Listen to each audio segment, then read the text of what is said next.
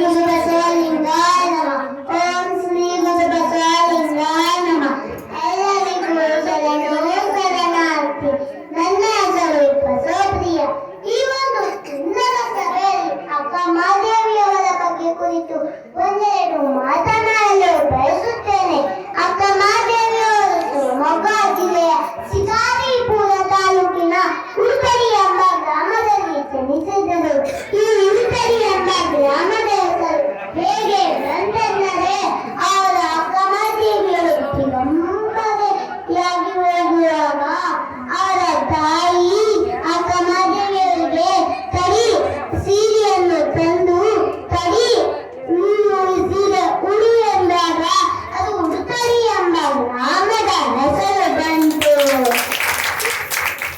ಅಕ್ಕ ಮಾದೇವಿಯವರ ಬಾಲ್ಯದ ಹೆಸರು ಮಹಾದೇವಿ.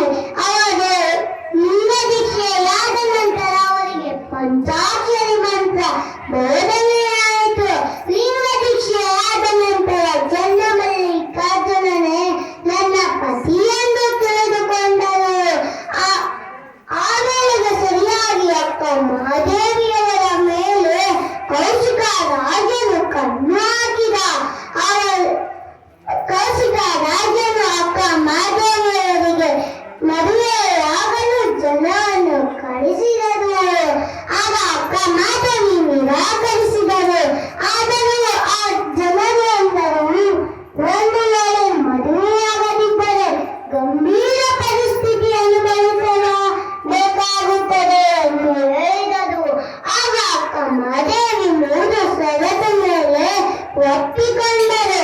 ಕೌಶಿಕ ರಾಜ ಮದುವೆಯಾದ ನಂತರ ಎಲ್ಲ ಸರಿ ಹೋಗುತ್ತೆ ಎಂದು ತಿಳಿದುಕೊಂಡು ಒಂದು ದಿನ ಅಕ್ಕ ಮಾದೇವಿಯವರ 3 ಷರತ್ತುಗಳನ್ನು ಮುರಿದಬಿಟ್ಟನು.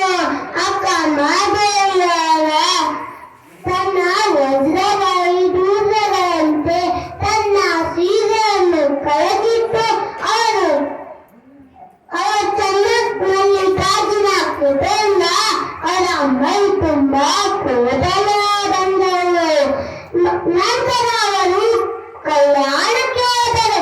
ಅಲ್ಲಿ ಬಸವಣ್ಣ ಮತ್ತು ಅಲ್ಲಮ ಪ್ರಭುದೇವರ ಸಮಕಾಲೀನರು. ಅಲ್ಲಮ ಪ್ರಭುದೇವರು ಹೋಗಿದ ನಂತರ ಅವರು ಕೇಳಿದ ಪ್ರಶ್ನೆ,